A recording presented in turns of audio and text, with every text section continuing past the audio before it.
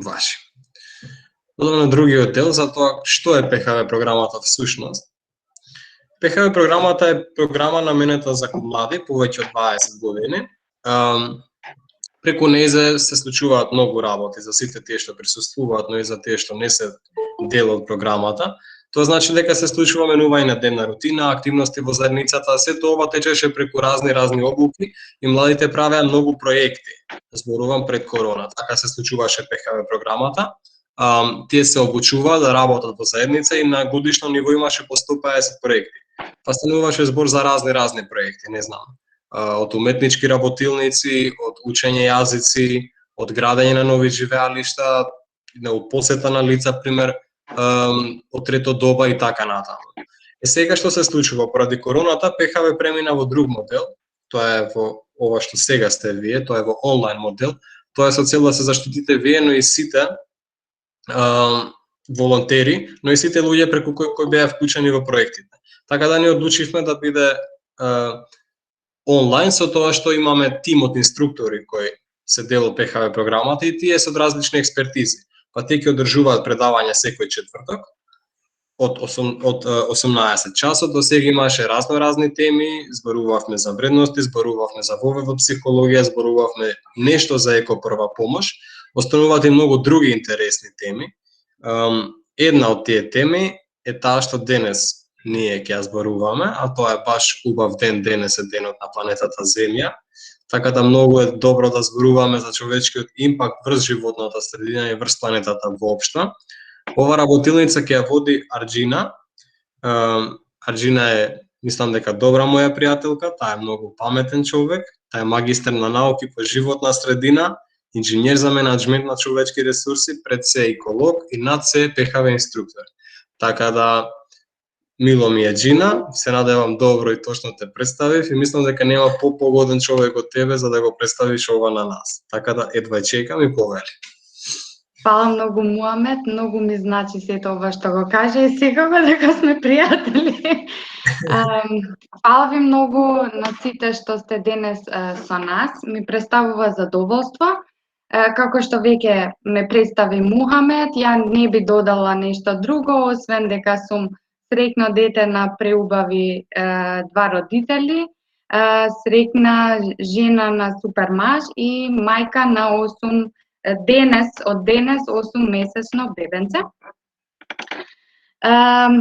Можеме со следен, всушност не следен слайд, него би започнала прво од вашите очекувања, да видиме што очекувате секој од вас од денешната работилница. Би го замолила Мухамед доколку може да ги запише вашите очекувања, за потоа на крај да се навратиме, да видиме доколку сме ги исполниле. Како ние да ја заштитиме нашата планета? Супер, одлично.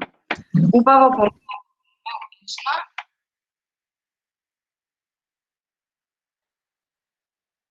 Да научам нешто ново во врска со човечкиот импакт, супер. Следното не стигнав да го прочитам.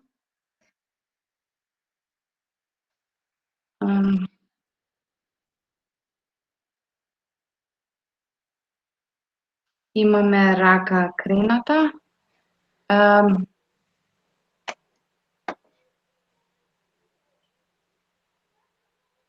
Муамет, помогни ми како да им дадам збор на тие што криваат рака. Појди само горе кој што пишува 99. Добро. И тие што имаат дигнато рака се најгоре. Кристијан и Мартин се тука. Еве Кристијан. Кликам. Кристијан? Повели? Мене ми го зема зборот, сакав да како да заштитиме планетата Земја. Супер. И уште едно само кратко, да ти е живо и здраво бебчето. Фала многу, Кико. Мартин, поведи? Во врска со како да рециклираме. Супер, како да рециклираме, добро. Да научиме нешто повеќе за човечкото, не стигнав и тоа да го прочитам до крај, сега ќе видиме.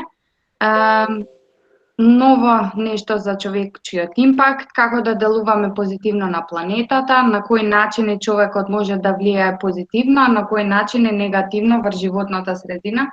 Тоа е супер. Да научиме нешто повеќе за човечкото влијание врз животната средина, ќе го направиме тоа секако. Кој е впрочем најлошото влијание? Ќе го начнеме тоа. Колку ни е уништена планетата? Како и дали има спас? Има спас. Дали сме виновни за климатските промени? Да, сме виновни. Ние луѓето сме, да кажам, единствените виновници за климатските промени. Како луѓето влијаат врз планетата, добро или лошо? Спречување на негативното влијание. Некој ме слуша, само да видиме. Да,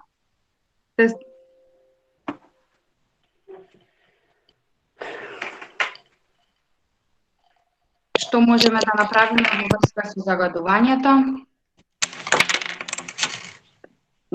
Драгица, не те слушаме, но можеби поради тоа што моментално немаш кренато рако, ако сакаш да кажеш нешто, повели. Какви практични чекори можеме ние како граѓани да превземеме? Благодарам, Ивана. Што можеме да превземеме во врска со загадувањето? Браво, Ана.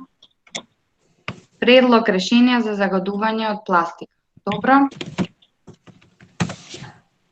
Мислам дека почнавме да се повторуваме доста.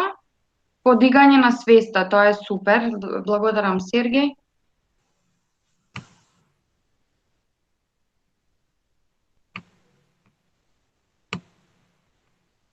Дарија, мило ми е. Секојдневни практики кои што можеме да ги практикуваме. Добро, ова мислам дека повеќе го начна мојот колега Симон пред неколку недели. Јас ќе гледам да не се повторувам воопшто. Меѓутоа, ајде да видиме на крај. Добро, мислам дека тоа е тоа, не? Мухамед, дали стигна до негде? Да ги запишеш? Да. Добро. Благодарам на сите.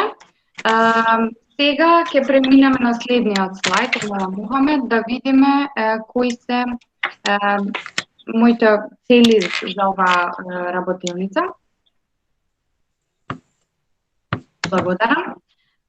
Значи, би сакал да научиме што е човечки импакт врз животната средина, да ви дадам колку толку поттик секој од нас да размисливаме на каков удел има секој од нас во овој импакт, како би можеле да го намалиме негативниот импакт кој што го има човекот врз животната средина, да научиме што значи биодиверзитет и зошто толку многу го слушаме тој збор, зошто е толку битен за секој од нас.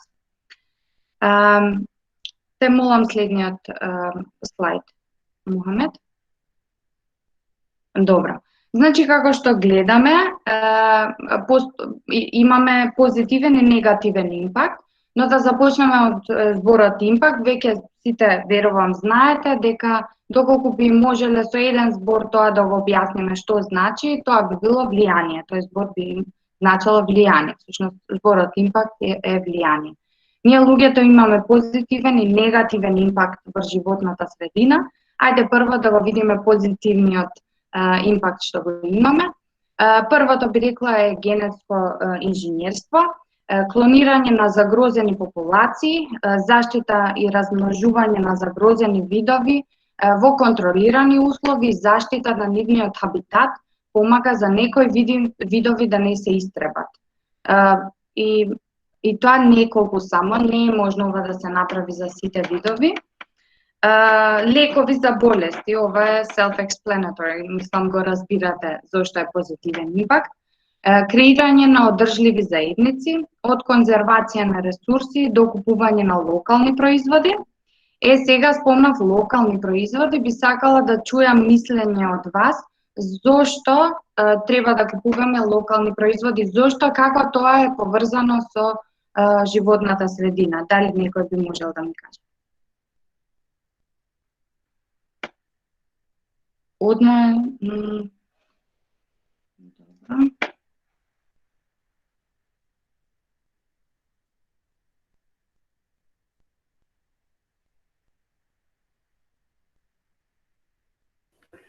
Джина Анастасија крена раче, може би она сака да каже нешто? Да, повели Анастасија. Треба да купуваме локално, бидејќи кога продуктите се увезуваат, тогаш се загадува воздухот поради превозот.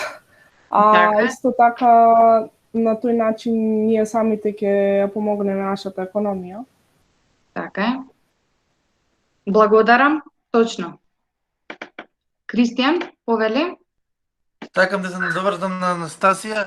Така ги поддржуваме, например, локалните производители, значи земјоделците во Македонија ги поддржуваме со купување на домашни производи. Так. Не оставаме да има увоз на производи. Увозените производи се знае дека се поскапи, дека се плаќаат царина и многу други давачки кои Так. се увезуваат производите. Да, точно. Благодарам, Кристијан. Така е. Повели Михаела? Со купување на локални производи ние ја почитуваме нашата планета и нашата индустрија, претежно за македонската индустрија. Исто така се штеди енергија, се штеди гориво, како што спомна некој, транспортот.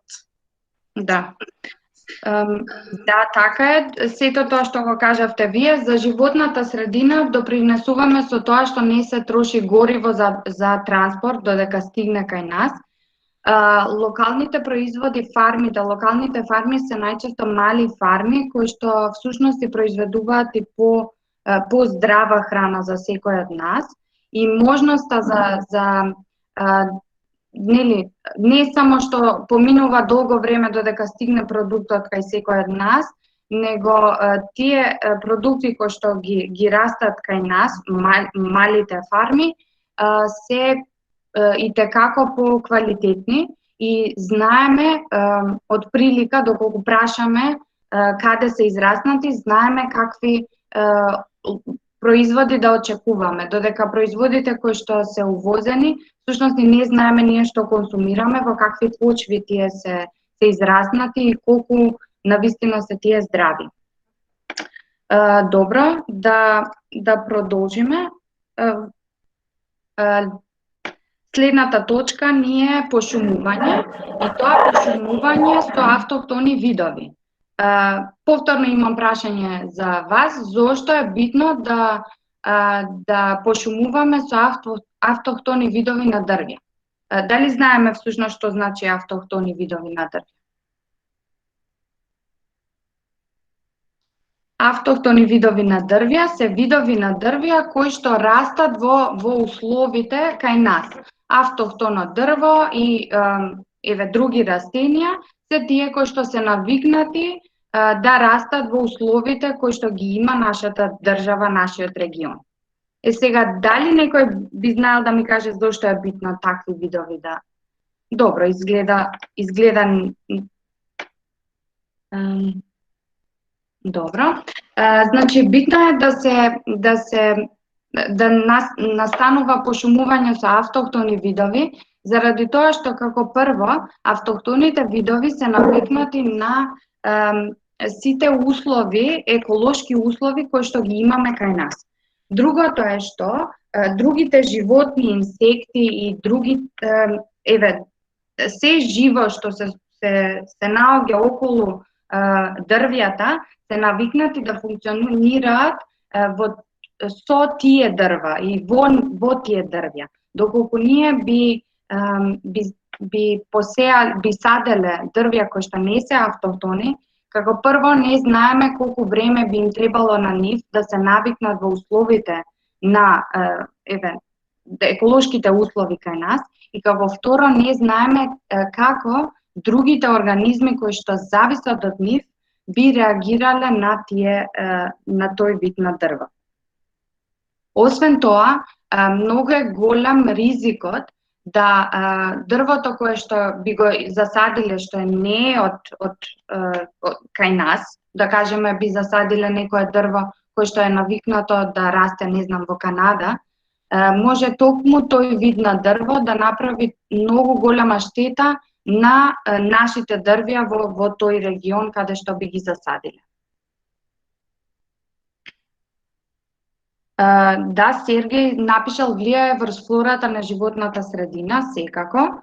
Секако влијае врз флората и фауната на животната средина, така да тоа дрво кое што го има во тој регион, од истото треба ние да пошумуваме.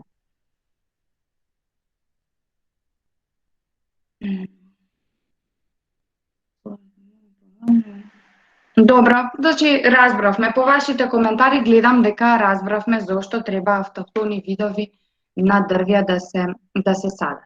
И следната точка е наоѓање на обновливи извори на енергија. Обновливи извори се биогорива, ветар, соларна енергија и овие се навистина ветувачки извори на обновлива енергија. Сега да преминеме на негативниот импакт кој што го има човекот. Може да прашам нешто? Ке може ли те молам на крај кога ќе биде време за прашање или ајде сега прашај ме, те молам после да Сакам да прашам јас, нова сум, јас не знам како да дигнам раче. Раче ќе дигнеш доле, овде пишува raise hand.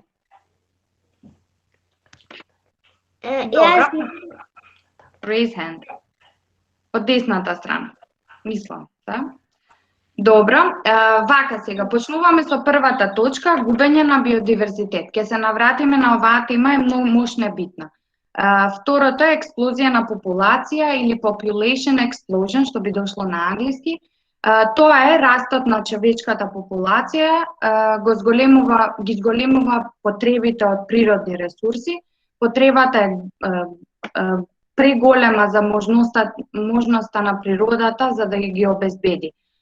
Нашите модерни потреби за комфор или погодност растат побрзо од можноста на природата да ги следи. Следната точка е уништување на шумите. Знаеме што е уништување на шумите, зашто ово е голем негативен импакт. Загадување, знаеме, човечкото битие е одговорно за загадување на нашите почви, води и воздух. Согорување на фосилни горива, кои што доведуваат до климатски промени, до стакленички гасови кои водат кон глобално затоплување. Денес нема да разговараме за глобално затоплување, заради тоа што тоа ќе биде следна моја тема која што после неколку месеци ќе ја презентирам. Ние само ја начнуваме, а нема да добиеме информации точно за климатските промени, поради тоа што е голема тема и мощна е битна, толку битна што е добро да ја имаме како посебна презентација. Мислам дека сите сме свесни дека негативниот импакт е неизмерно поголем од позитивниот и затоа и денес на оваа тема разговарам. И сега доле, како што можете да видите, имаме една табела и има колумни за импакт и ефект. Овде имам дадено еден пример. Мислам, знаеме дека секој од импактите кои што ги има човекот во животната средина резултира со ефект. За подобро еве да го разбереме, да видиме нетретираниот отпад, но до какви ефекти може да доведе. Може да доведе до загадување на почвата и водата при деградација на овој отпад, оштетување и убивање на животни и растенија и може да се шират болести, вируси, паразити и така натаму. Дали некој од вас може да сподели со нас некој импакт, некое влијание што го имаме ние и како тоа се одразува? На каков ефект тоа би се одразило? Да, повели Михаила. Како пример можам да наведам пироманијата. Луѓето најчесто ги палат шумите и тоа доведува до уништување на шумите, бидејќи таму живеат најразлични шумски животни. Точно. И тоа е голем импакт. Благодарам, Михаела.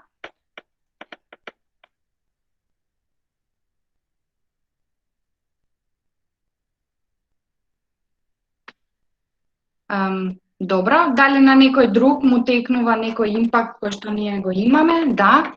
Кристијан, дали сакаш да кажеш нешто или? Да, видов за секунда раче.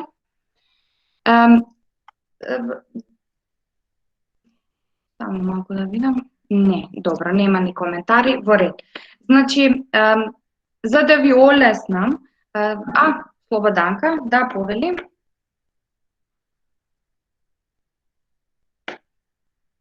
Повели, Слободанка. Фрлање на отпадни води во водите, на ѓубрива во водите, не зборувам за пластиките по Вардар, Да. од фабриките, правење депонии во близина на реките, па разградување со помош на водата и така, загадување целосно на почвата. Тоа сакам да го напоменам. Одлично, благодарам многу. Точно, значи начнавме неколку импакти и ефекти кои што се доведени. Благодарам, Слободанка. Сергеј, повели?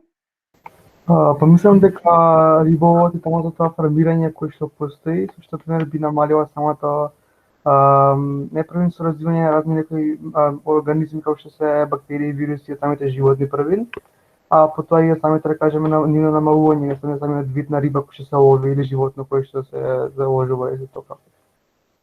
Да.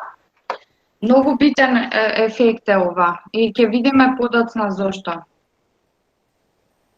Дали Слободанка повторно сака да каже нешто, пошто гледам кренато раче? Ана Марија пишала со непоставување на филтри ја загадуваме водата, точно.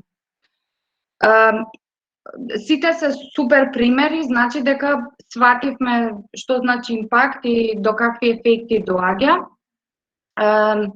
Сега, многу ми е битно на мене овде да споменам дека деградацијата на животната средина покажува ефекти континуирано и неконтролирано.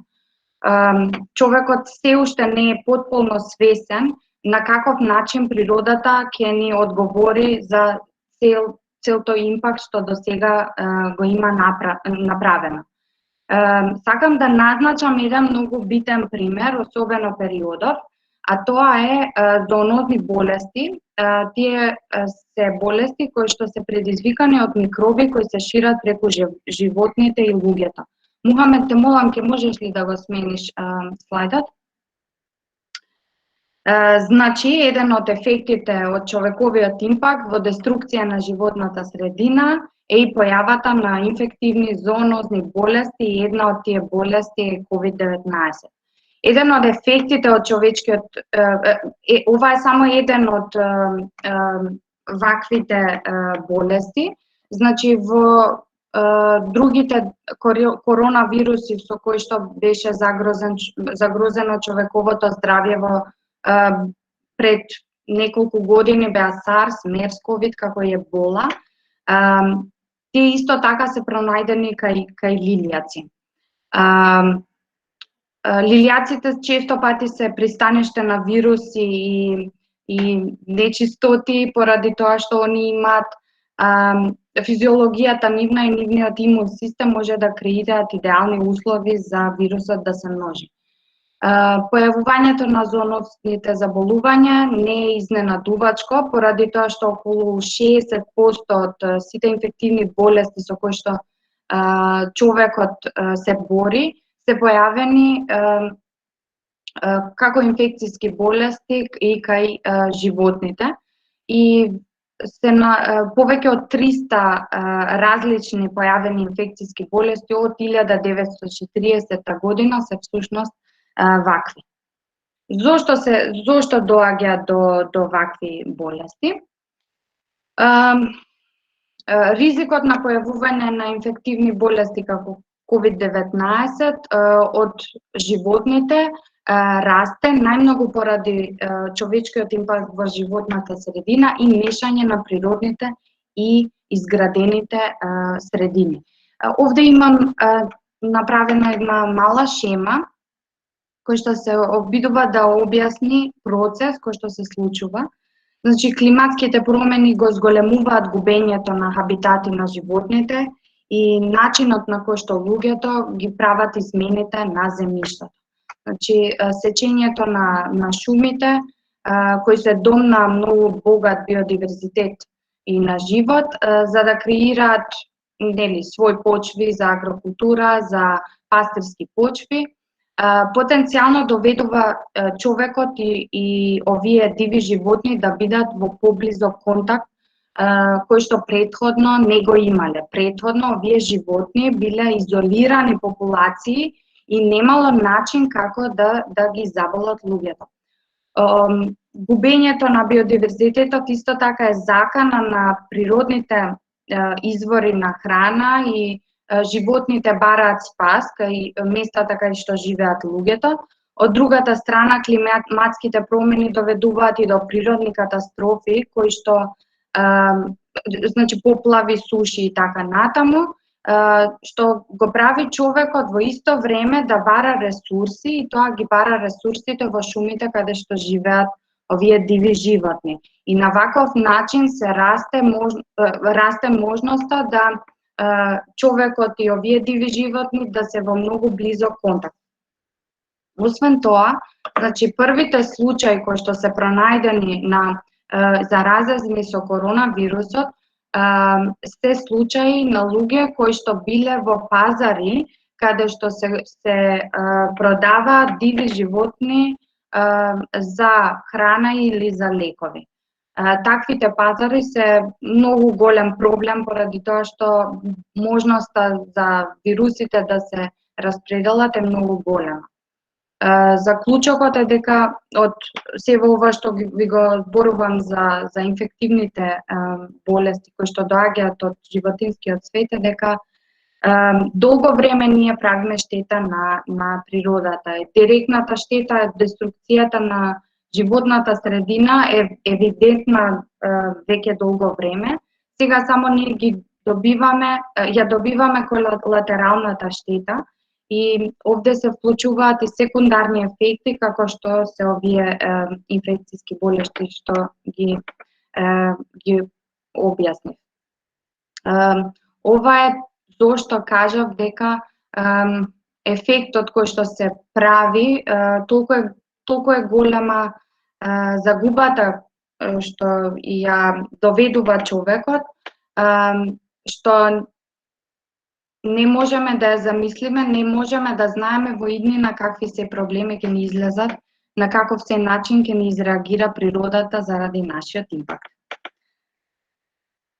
Добро. Те молам, Мухамед, ќе може ли следниот слайд? Добро, сега како да создадеме иднина во која што луѓето и природата може да опстанат? Ова е најголемото прашање во денешницата. Во следните неколку декади мора да направиме нешто навистина големо за да се постигне оддржливо постоење во земјината планета. Но како тоа да го постигнеме? Може ли да започнеме од тоа, всушност дали би ни помогнало доколку започнеме да го анализираме како сме дојдени до овде?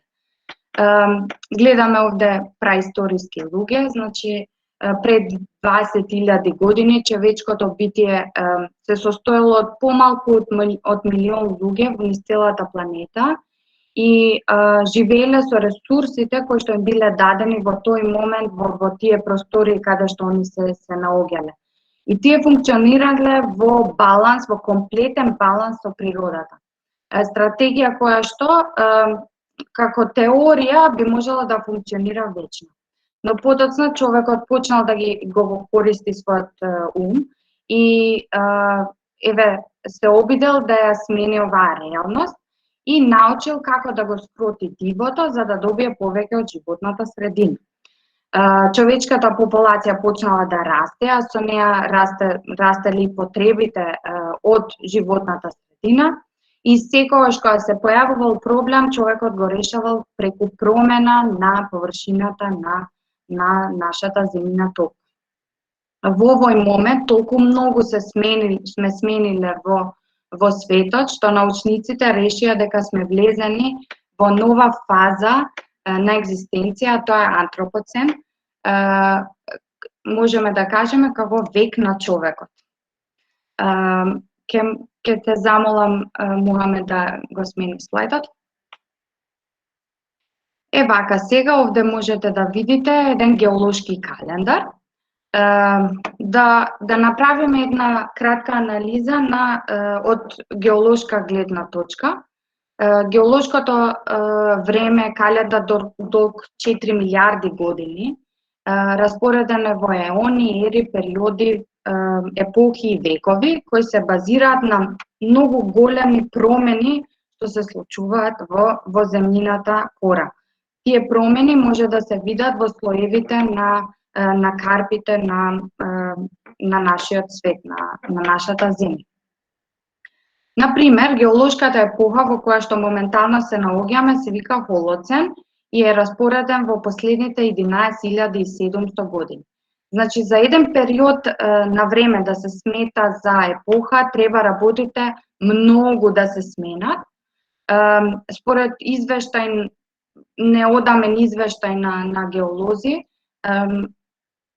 може да е време да видиме дека човекот прави точно такви перманентни промени во геолошкиот запис на земјината топка. Овие научници сакаат да додадат ново поглавје во книгата на историја на земјината топка и да почнеме ова ново време да го мериме од 1950 година, кога всушност за прв пат се користени нуклеарните бомби низ целиот свет и прошириле нови елементи во воздухот. Овој период сака да го наречат антропоцен, како што спомнавме порано, пред малку. За да го докажат ова, овие научници направиле список на начини на кои што човекот остава отпечаток во планетата. Ке те молам, Мухамед, следниот слайд. Значи, нуклеарното оружје, кога и да пукне некој нуклеарно оружје, се шират радионуклиди. Овие се радиоактивни изотопи, атоми кои што вообичаено се наоѓаат во природата, но во многу мал број. Поголемиот број се всушност изотопи што ние сме ги креирале и ги оставаме, ги распрскуваме низ нашата планета. Овие се невообичаено, изотопи со невообичаено голема нуклеарна енергија. По 70 години на користење на нуклеарните бомби, човечкото битие оставил прашини од овие синтетизирани изотопи. Овде би спомнала плутониум 239, не знам дали сте чуле, низ целата планета го има. Ве охрабрувам сите да прочитате повеќе за ова. Има и други елементи, но најбитно ми е да ги прочитате поради радиоактивноста. Зошто е толку штетна за нашето здравје радиоактивноста, дури доколку некој знае, доколку би сакал сега да сподели, би му дала збор.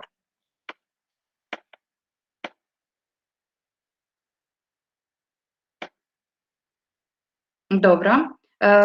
Ова исто така ќе го разговараме во следната моја тема. Сега само сакав да дадам збор на некој што би сакал да каже доколку би сакал, така да оставаме ова за Јована сака да каже нешто, повели Јована. Мислам дека радиоактивноста е поврзана доколку нашето тело дојде во допир со радиоактивна околина, може да дојде до распаѓање, како што било нели во Чернобил. Има многу случаеви каде што после неколку години има луѓе кои што се раѓаат со одредени аномалии поради радиоактивноста која што е присутна. Точно е. Точно е тоа. Ќе разговараме и на какви други начини, освен со нуклеарни оружја, имаме ние радиоактивност насекаде. сега само неколку теми се отварат кои што ќе ги разговараме следниот пат.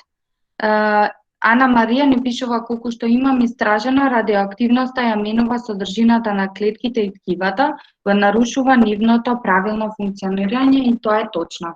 Благодарам, Ана Марија.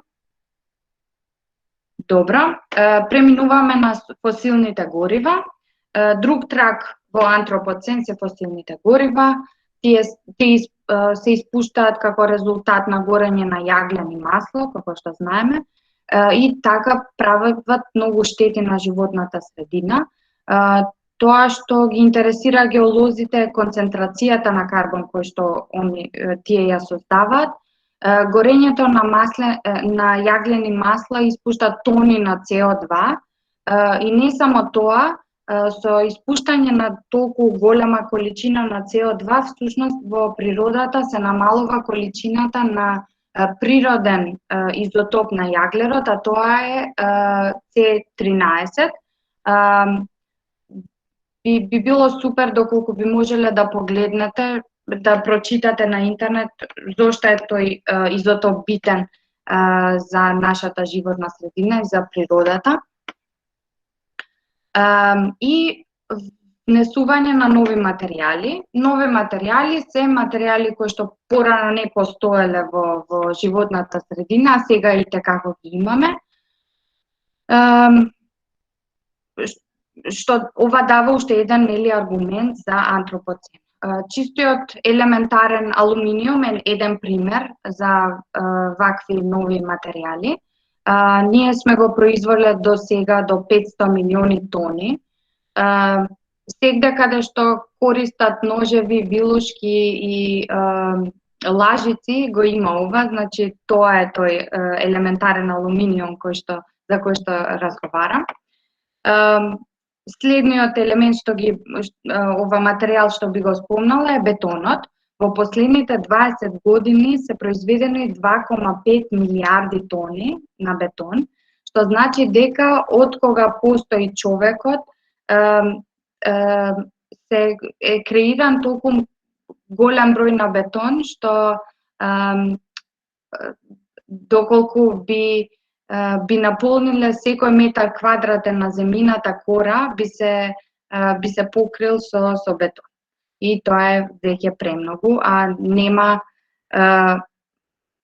знак дека ќе запре во блиско време. И секако сите знаеме за пластиката, таа е присутна насекаде. Ние произведуваме околу 500 милиони тони на пластика секоја година. И нормално, во секоја седиментирана карпа, каде што постои пластика, ќе се знае дека ова е епоха на антропоцен. Ќе биде знак дека тогаш сме постоеле ние како суштества. Освен овие хемиски траги што ги остава човекот, ние исто така и физички сме ја промениле површината на планетата и тоа многу големи количини веќе сме промениле. Преку сечење на дрвја, земјоделие, рударство, поставување на брани, сме трансформирале веќе повеќе од 50% од земјината почвена површина, што е навистина голема и страшна бројка. Сега приметуваме дека обратното се случува, значи веќе ние не зависиме од природата, него ние сега го детерминираме обстанокот на природата. Ние се однесуваме како господари на планетата, како планетата да е наша. И ова не знам дали ќе запре, но постои еден голем проблем. Ние комплетно сме заборавиле дека треба да живееме во баланс со природата, а не неа да ја оштетуваме. Доколку брзо не го вратиме овој баланс, оваа епоха на човекот е осудена брзо да заврши. Како би се справиле ние со овој проблем? Те молам, Мухамед, ако може следниот слайд. Овде имаме неколку податоци. Значи, еден проблем е базичен, најголем од сите, дека нашата планета станува помалку дива. Нашиот вид до сега има исчистено 3 трилиони дрва и веќе се ловат риби во речиси сите океани и немаат време океаните и нашите мориња да се рекуперираат, да оздрават од сето тоа што им го правиме. Во последните 50 години популацијата на диви животни е намалена за 60%. Ние сме ги замениле со нас, значи со популација, наша популација и со популација на домашни животни кои што ние ги одгледуваме и растеме, и растенија исто така. Денес ние животните кои што ние ги одгледуваме сочинуваме 96% од сите видови на цицачи и 70% од птиците на земјата. Дали можете дали имате представа колку тоа е веќе страшно? Значи, многу малку диво е останато во планетата Земја и оваа загуба на биодиверзитет не само што е трагедија само по себе, туку е најголемиот проблем со кој што се соочуваме. Без биодиверзитет ваквиот живот не може да опстане, не може да функционира. На нашата планета и се потребни нејзините диви простори. Секоја компонента на овие простори е многу битна и е дел од една глобална машина. Само ако секоја компонента е здрава, таа ќе функционира исправно. Помалку див свет е помалку способен да не снабдува нас со све што ни е потребно, помалку способен да одржува време и годишни времиња, помалку способен да абсорбира од нашиот импакт. Да, повели Алекс. Алекс? Джина, извини, овој вториот податок... Да? Ме слушате? Да, се слушаш. Овој вториот податок не го разбрав добро, значи со 96%, ако сакаш уште еднаш да го објасниш, не ми беше јасно од вкупната бројка, проценти на животните или не го сватив добро, мислам, не знам другите како го разбра, ако можеш нешто да ми го објасниш. Да, секако, фала ти, Алекс, фала ти. Сега сваќам дека може да е проблематично да се свати. Значи, доколку сите цицачи во светот се 100% маса на цицачи. Ние луѓето и животните кои што ние ги одгледуваме, сочинуваме 96%. Значи, другите цицачи, што се стотини видови на цицачи, се преостанати само 4% маса на тие цицачи. Како број може би има стотици се уште видови, но нивната популација е толку мала, што масата на тие цицачи сочинува 4%. А ние луѓето и сите животни кои што ние ги одгледуваме, сочинуваат 96% од цицачите. И истото што го раскажував до сега значи и за птиците. Значи, постојат илјадници видови на птици, но ние тие кои што ги одгледуваме сочинуваат 70% од видовите, што не е добро, нема ни баланс на видови. Дали сум сега појасно? Фала, Джина, сега ми е појасно, фала многу. Фала ти, Алекс, на тебе. Марија сака да каже нешто, повели. Благодарам, Весна. Марија Јанкуловска, дали сака да земе збор? Добро, може би подоцна, не? Добро. Сега, сите живи суштества во секој здрав екосистем функционираат во беспрекорна хармонија. Еден со друг и зависат еден од друг. Тие функционираат само со меѓусебна зависност. Другше не може да функционираат. Без оглед дали тоа е село или град или метропола, луѓето зависат од услугите кои што ги даваат екосистемите, како што се свежа вода, плодност и стабилност на почвата, храна и лекови и така натаму, е доколку извадиме само еден елемент, еден вид на животно или растение, екосистемот ослабнува. И голема е можноста сите други животни кои што имаат интеракција со тоа животно или да се истребат, или популациите многу да им се смалат. Екосистемите ослабени со губење на биодиверзитетот се со помала веројатност да ги дадат тие услуги што ние ги очекуваме, особено со оглед на секојдневно растечките наши потреби. Сега би го замолила Мухамед да пушти едно видео кое што е пример на реставрирање на екосистем. Се работи за Националниот парк Йелоустоун, каде што е направено реинтродукција, што значи ревоведување на волците во овој екосистем. Тие биле порано дел од овој екосистем, чинам до 1926 година, кога биле убиени до еден сите волци во овој национален парк. По некое време почнало да настанува изумирање на екосистемот, и тоа драстично изумирање и губење на биодиверзитетот на овој национален парк. Затоа научниците решиле да го вратат волкот во овој екосистем и би сакала да го видиме видеото, да видите што се случува и доколку би можеле да направиме една кратка дискусија.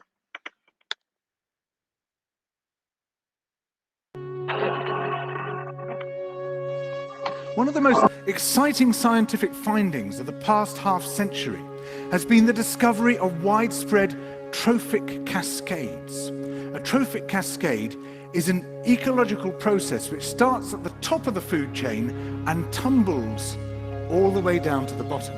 And the classic example is what happened in the Yellowstone National Park in the United States when wolves were reintroduced in 1995. Now, we all know that wolves kill various species of animals, but perhaps we're slightly less aware that they give life to many others. Before the wolves turned up, they'd been absent for 70 years. That the numbers of deer, because there was nothing to hunt them, had built up in the Yellowstone Park, and despite efforts by humans to control them, they'd managed to reduce much of the vegetation there to almost nothing. They'd just grazed it away. But as soon as the wolves arrived, even though they were few in number, they started to have the most remarkable effects. First, of course, they killed some of the deer, but that wasn't the major thing. Much more significantly, they radically changed the behavior of the deer. The deer started avoiding certain parts of the park, the places where they could be trapped most easily, particularly the valleys and the gorges. And immediately those places started to regenerate. In some areas, the height of the trees quintupled in just 6 years. Bare valley sides quickly became forests of aspen and willow and cottonwood. And as soon as that happened, the birds started moving in. The number of songbirds and migratory birds started to increase greatly.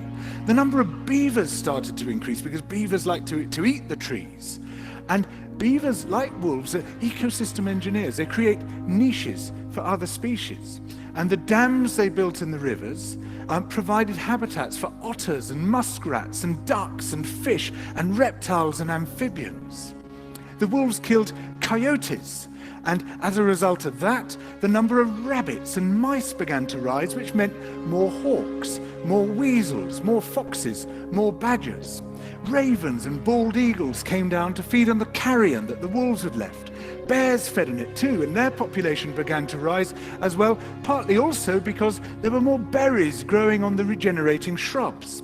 And the bears reinforced the impact of the wolves by killing some of the calves of the deer.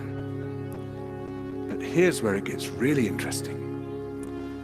The wolves changed the behavior of the rivers. They began to meander less. There was less erosion, the channels narrowed, more pools formed, more riffle sections, all of which were great for wildlife habitats. The rivers changed in response to the wolves. And the reason was that the regenerating forests stabilized the banks so that they collapsed less often, so that the rivers became more fixed in their course. Similarly, by driving the deer out of some places and the vegetation recovering on the valley sides, there was less soil erosion because the vegetation stabilized that as well. So the wolves, small in number, transform not just the ecosystem of the Yellowstone National Park, this huge area of land, but also its physical geography.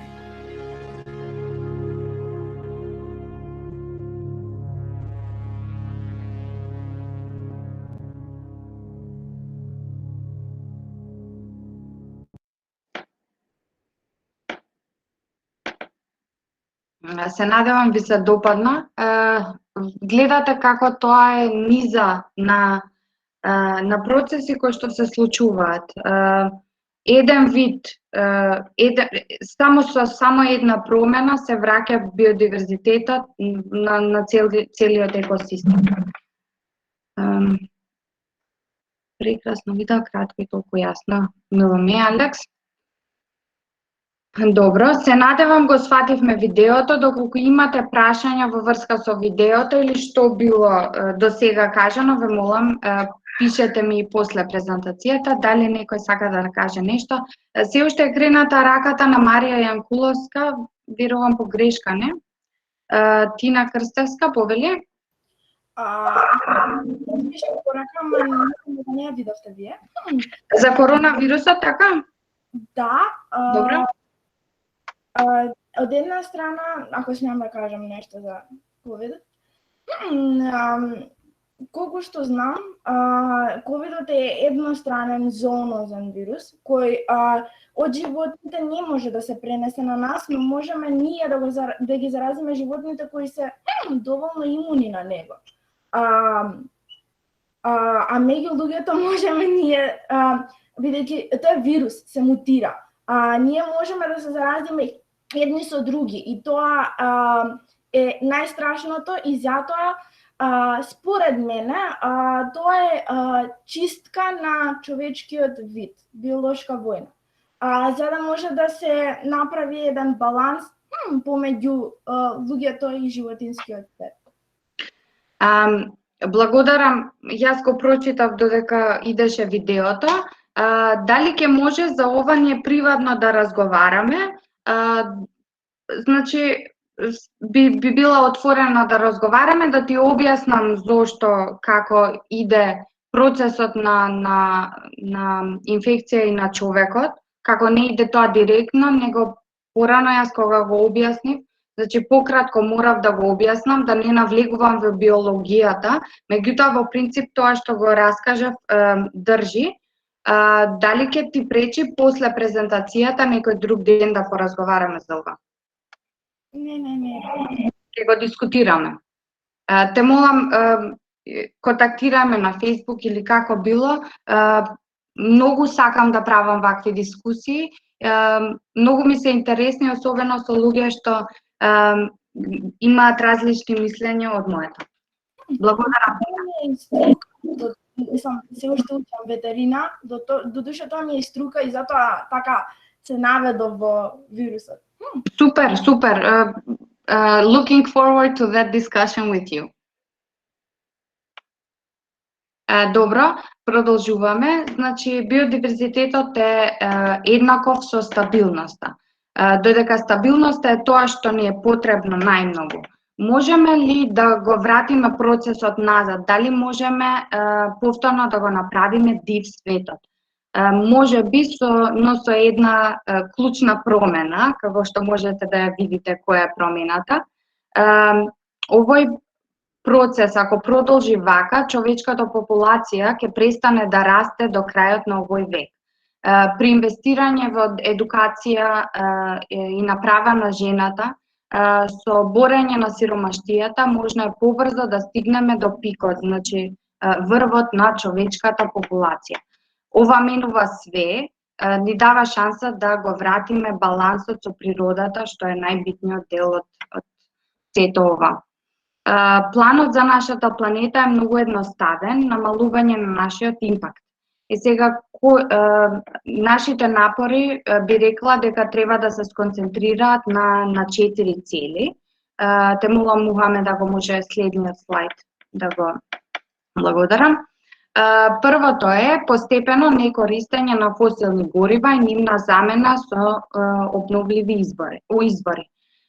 Ова не само што ќе го успори глобалното затоплување, ацидификацијата на нашите океани, но и ќе донесе до почист воздух за секој од нас.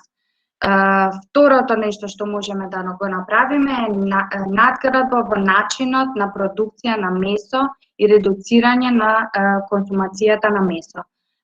Може би имаме вегетаријанци или вегани во оваа група на луѓе што ја слушаат денешната презентација и ова и како го разбираат, нели? Во тој случај ќе ни е потребен многу помалку простор за да обезбедиме храна за нас луѓето, што значи помалку простор за да се растат овие животни кои што ние ги јадеме, повеќе питка вода заради тоа што многу голем дел на питка вода се користи за овие животни кои што ги одгледуваме само за ние да ги јадеме и тоа заборавајќи дека тие животни имаат душа, емоции. Следната точка е да работиме заедно за правилно управување со нашите океани. Тоа ќе се постигне со глобална мрежа на зони каде што е забрането ловење на риби и да се направи договор за користење на океаните, значи на интернационалните води, како, кој, што. Во таков начин би можеле да го вратиме здравјето на нашите океани, кои всушност потоа ќе продуцираат уште повеќе риби за наша корист. Зачувување на популацијата на живиот свет што се уште го имаме и охрабрување на дивото каде што тоа е можно, значи во океани, во копно, дури во градовите на кои што живееме. Ако ги направиме овие промени, полека можеме да ја вратиме шансата да бидеме дел од овој баланс и тогаш би можеле да бидеме вид кој што дошол од, да кажеме, помалку од милион во светот, популација, со тежок живот да стигнеме до милиарда луѓе кои што живеат здрав, долг живот и тоа во стабилна планетата која што е способна да обезбеди за сите нас. Само тогаш антропоцен, значи човековата доба ќе биде на добар пат.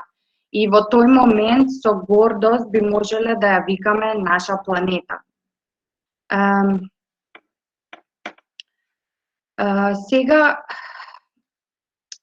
би сакала сите да размислите кога можете, ако можете, многу би била среќна доколку можете да размислите за ова во планетарно ниво. Да го прифатиме овој предизвик што на кој што сме сите дел и да го направиме тоа што ние луѓето и те како убаво знаеме да го правиме, а тоа е да го промениме светот. Следното видео јас ќе ја завршам мојата презентација, но би ве замолила да останете и после тоа, поради тоа што ќе имаме место за ваши прашања и одговори, нели? Да видиме дали се исполнети вашите очекувања. После тоа ќе имаме најава за следната наша презентација следната недела и потоа Мухамед ќе ви прати една кратка евалуација и секако последно нешто, фотографија заедничка од сите нас. Мухамед, те молам, пушти го видеото. Многу инспиративно, се надевам да си... Planet Earth is 4.5 billion years old. Mankind, about 140,000 years old. Let me put that in perspective. If you condense the Earth's lifespan into 24 hours, that's one full day, then we have been here on this planet for, drum roll please, 3 seconds. 3 seconds. And look what we've done. We have modestly named ourselves Homo sapiens, meaning wise man. But is man really so wise? Smart, yes, and it's good to be smart, but not too smart for your own good. Yes, we have split the atom. Yes, we build clever machines that navigate the universe in search of new homes, but at the same time, those atoms we split created nuclear warfare. In our quest to explore the galaxy, rejects and neglects the home that we have here now, so no, that cannot be wisdom. Wisdom is different. While intelligence speaks, wisdom listens, and we willingly covered our ears to Mother Nature's screams and closed our eyes to all of her help-wanted signs. Wisdom knows that every action has an equal and opposite reaction, so if we were wise, we would not be shocked when we see storms that are stronger than ever before, or more drought, hurricanes, and wildfire than ever before, because there's more pollution than ever before, more carbon, more trees cut down than ever before. At a record pace, we have increased the extinction of animals by 1,000 times the normal rate. What a feat. In the next 10 to 100 years, every beloved animal character in every children's book is predicted to go extinct. Lions gone, rhinos gone, tiger, gorilla, elephant, polar bear gone. In 3 seconds. Species that have been here longer than us will be gone because of us. In this 3 seconds. In an existence shorter than a Vine video, we turn the circle of life into our own personal conveyor belt. Somebody, anybody help. We were given so much, the only planet in this solar system with life. I mean, we are 1 in a million. No, actually, scientifically, we are 1 in a billion, trillion. That's a 1 followed by 33 zeros. And I don't want to get too spiritual, but how are we not a miracle? We are perfectly positioned to the sun so we don't burn, but not too distant so we don't turn to ice. Goldilocks said it best. We are just right. This paradise where we are given medicine from trees, not coincidentally, but because like the song says, we are family. Literally, everything, every species is connected genetically, from the sunflower to the sunfish. And this is what we must recognize before it's too late, because the real crisis is not global warming, environmental destruction, or animal agriculture. It is us. These problems are symptoms of us, byproducts of us.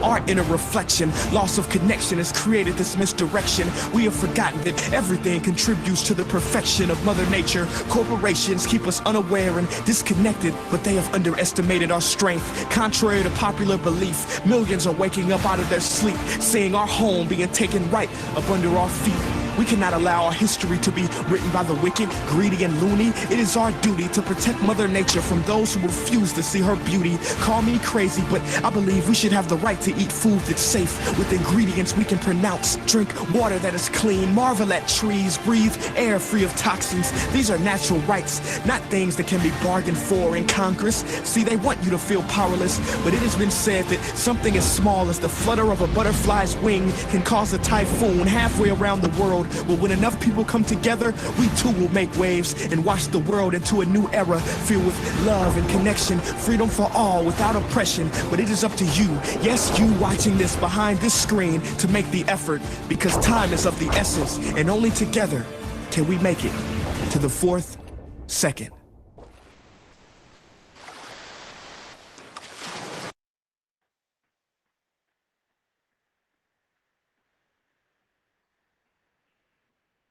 Да видиме дали имаме прашања во врска со презентацијата и потоа ќе идеме на вашите очекувања.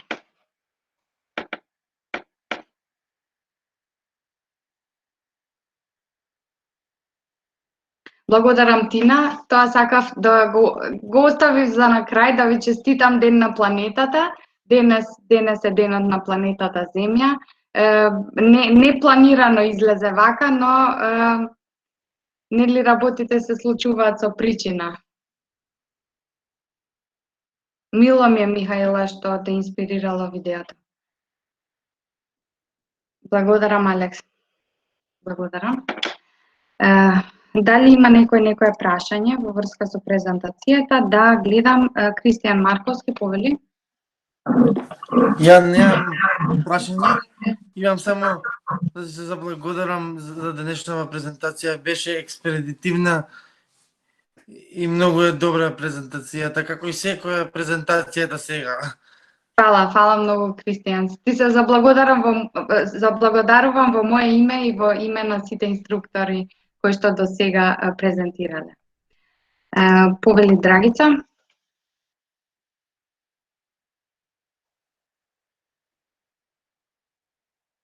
Драгица, повели.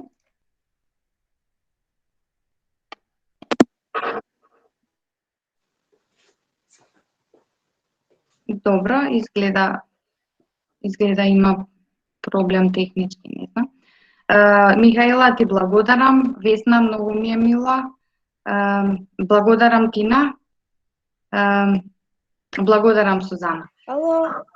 Да, повели. Повели, Драгица.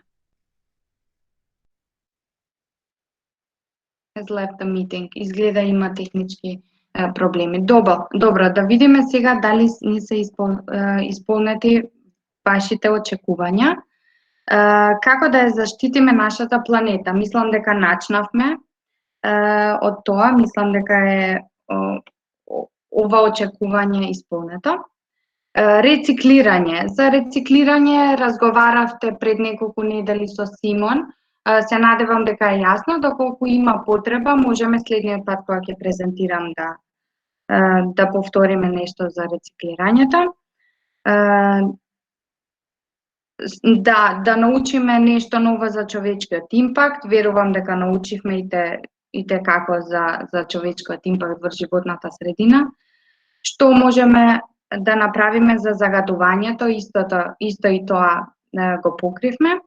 Како да делуваме позитивно на планетата и како делуваме негативно. И ова го поминавме. Колку е уништена и дали има спас. Многу е уништена и видовме кој е спасот. Дали ќе постигнеме тоа да го направиме за идните генерации, не знам, се надевам, многу се надевам. И да, дадовме некој предлог решенија. Јас имам голема верба дека ќе ги постигнеме ние како човечко битие, како човечко суштество. Мухамед, те молам, ќе може ли следниот слайд? Истовремено благодарам на Лина за коментарот. Сергеј, ако може да ме исконтактираш, те молам во врска со тоа, со твоето прашање, поради тоа што имам многу да кажам, а веќе немаме време. Фала ти. Добро, следната недела ќе имаме презентација од мојот колега, мојот многу драг колега Орце Павлов, на тема рок историја и рок поезија. Орце е професор по македонски јазик, рокер и ПХВ инструктор. Уште он е инструктор, верувам, од почетоците на програмата. Алекс, дали грешам? Нејзина не греш, така е. Да. Мене ми представува задоволство што имам као прво колега како Орце и што токму него ја имам честа да го представам за следната недела. Не само што многу го ценам како карактер, како човек и како интелект, но начинот на кој што он објаснува е со толку многу душа, толку многу емоција, многу специфичен начин на презентирање. Верувам дека сите ќе бидете овде и следната недела, неговата презентација не се испушта. Ви благодарам на сите што присуствувавте. Многу ми е мило и секој момент се почувствував многу пријатно. Ви благодарам. Мухамед, благодарам за твојата поддршка, благодарам на поддршката на сите инструктори и сите што денес бевте со нас.